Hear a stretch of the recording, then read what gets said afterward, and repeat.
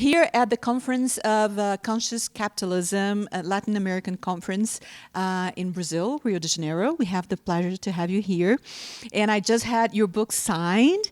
Please let us know a little bit about your work and what you've been doing.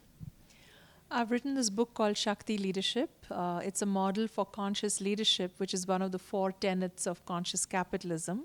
My co-author is Raj Sisodia, and we're here at the Conscious Capitalism LATAM conference. So the 4 tenets of conscious capitalism are higher purpose beyond profit, having a conscious culture built on love and care in your organization, and including all your stakeholders in your success. But in a way, the key tenet is having conscious leaders, because a conscious leader can then create all the other 3 tenets. So I told Raj, let's create a model for conscious leadership that works for both East and West, and works for both men and women. And my own background is the integral yoga of Sri Aurobindo and the Mother. I've been a practitioner of yoga for several years now.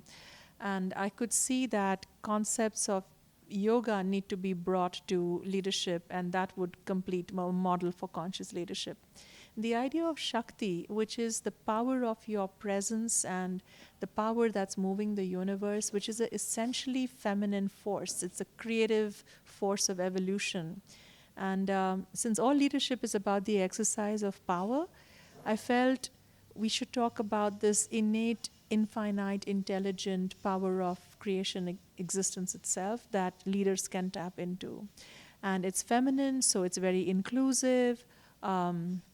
It's both strong and soft, it's tough, it's love, it's wise, it's foolish. So it is a power base that is wide enough for every kind of leader without having to play any win-lose power games. Everyone can win. So that is my work. It's about saying, how can we exercise power gracefully and in a way that is win-win, where everyone wins. In leadership, that's very important, including everyone in our success as we go along. So broadly, I'm bringing principles of yoga and Eastern wisdom to leadership. That's beautiful. And I found so interesting when you brought, the yin and yang, the feminine and the masculine, and that chart that you put the good things about the feminine, and the shadow things about the feminine, and both to masculine, our masculine side, because all of us, we all have both sides, right? So can you expand on that, please? This idea to create a grid like that came to me after I came across polarity mapping by Dr. Barry Johnson. And it's just brilliant because you can see masculinity and femininity as interdependent pairs, that regardless of gender, we all have both these polarities. And there's the upside to both and there's the downside to both. So polarities are about understanding that you can't have one and neglect the other. It's like saying, I like to inhale and not exhale. It's a false choice. So in our leadership, when we are wanting to be very masculine in our leadership to the neglect of the feminine, it can create a hyper-masculine behavior. Equally, if we prefer being very feminine and we judge the masculine as being wrong or bad, we can go into shadow feminine and excessive feminine as well. So what I was showing there is the upside of feminine is things like compassion and empathy and collaboration and creativity and vulnerability. And this is, sorry to interrupt, but these are the positive sides of the feminine. So, and then you crossed, and I love that I have it here. See, she did like a cross. These are my notes, polarity. So you did like a cross. We have to, come from one. It's like the infinite symbol, right? Exactly.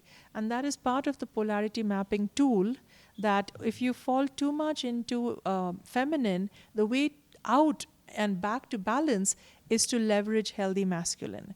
Similarly, if you fall too much into unhealthy masculine, the way out of it is to move across to healthy feminine. Can you give us an example with just one characteristic of the positive, like positive feminine, and what would you do? Yeah, I'll give you mine, right? Which is that when I'm in my unhealthy feminine, I know I tend to get needy.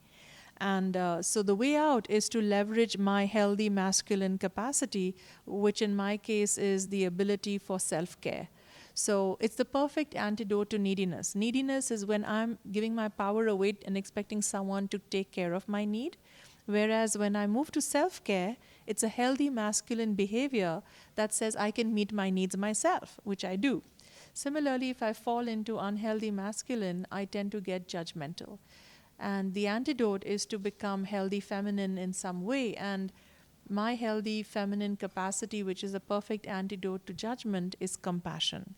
So instead of judging someone, I can shift to feeling compassionate towards that person. A question. Sorry to interrupt, but I have here like manipulative. For women, this is kind of common, right? So what, when you get to that shadow side of the feminine, what is the aspect of the masculine that you could hang on, and then you come to the bright side? It's so from manipulative. If you're saying manipulative is shadow feminine, I would say clarity or authenticity or confidence. Great. That's healthy masculine.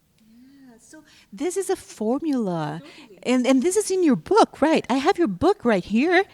Yeah, I'm going to show it to Brazilian people because we have in Portuguese. So in Portuguese it's called Liderança Shakti, o equilíbrio do poder feminino e masculino nos negócios. Olha que espetáculo o livro dela, é da Alta Books, a editora. E where we can buy this book in Brazil? I think it's available on Amazon. Mm-hmm. So, yeah, and the publisher themselves, their website. Oh, yes. I said Alta Books, yes. Right? Yes. And I'm going to, how do you say devour it? Devorar. Devour it. Devour it. Yeah, I'm going to read, and I'm going to use this so much because she just delivered a workshop, and it was in partnership with Haji that we interviewed here for Inside Conferences. And you two make such a great partnership. So you two, I think that you symbolize what we're talking about. It's Hajna and you, a man and a woman, together building something so strong and using both sides because we can see both sides on both of you. Yes. Thank you. You're very right. Raj is an amazing, balanced leader. He's very much in touch with his healthy feminine. And he's also has all the wonderful, healthy masculine qualities. So he really is an example, an exemplar of a Shakti leader. And it's a delight to work with him. That's why I asked him to write the book with me. I could see that it would be a good partnership, a win-win, a win-win. You both symbolize that when we are watching you and having, this wonderful workshop that you just delivered. We can feel that because the authenticity of both of you, it reaches our heart. So thank you so much for sharing. Thank you.